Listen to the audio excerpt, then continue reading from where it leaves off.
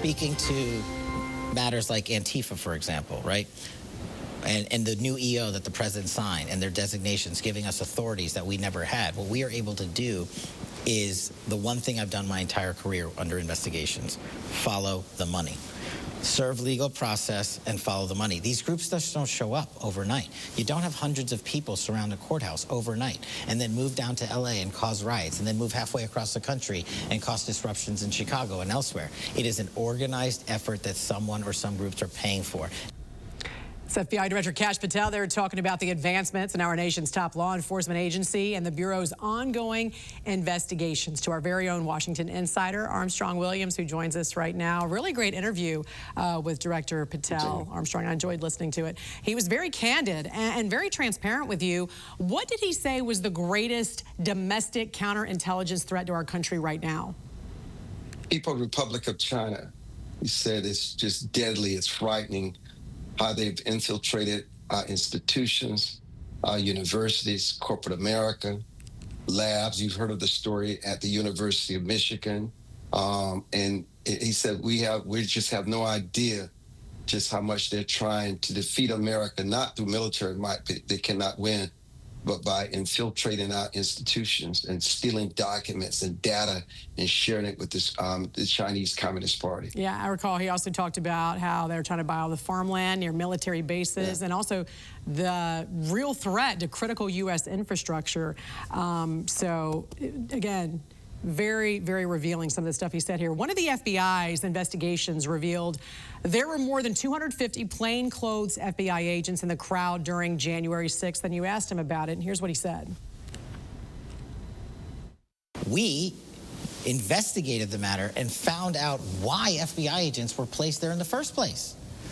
And it turns out we found documentation and witnesses and whistleblowers that said we were forced to go there to do riot control. Armstrong, do you know what the FBI does not do ever? Riot control.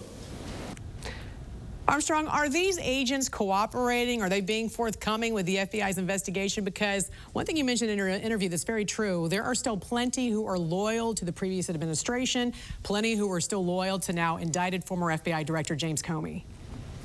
Yeah, you know, that is a narrative, but the FBI director was clear that they were called at the last minute when they realized that the Capitol was under siege, and many of them did not arrive until after 3.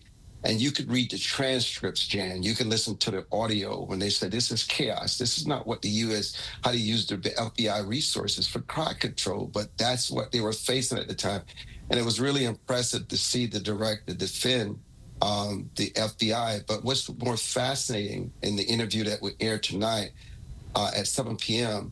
is when he was asked about whether Nancy Pelosi, the role that she played in January 6th. And my jaw dropped when he went into detail about her role and how her daughter was filming at the same time, and how she asked the National Guard, which has been reported, to step down.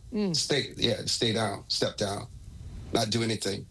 Also, looking forward to that. Also, second week of the shutdown. How long is this going to last, Armstrong? Well, you know, the Democrats are really hypocritical because all during the past administration, they said, all we want to do is a simple, clean bill that we will pass, and then we'll deal with these other issues later, like health care and the other issues like immigration that are looming. But yet they've contradicted themselves. They actually think they're winning brownie points on this, but they're not.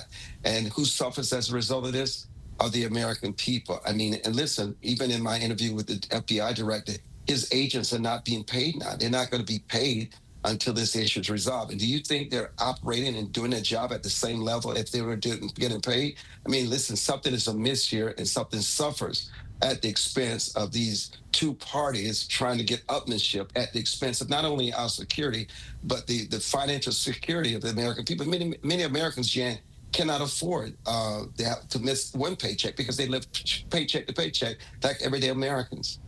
Washington insider Armstrong Williams, we appreciate you joining us this morning. Happy Monday.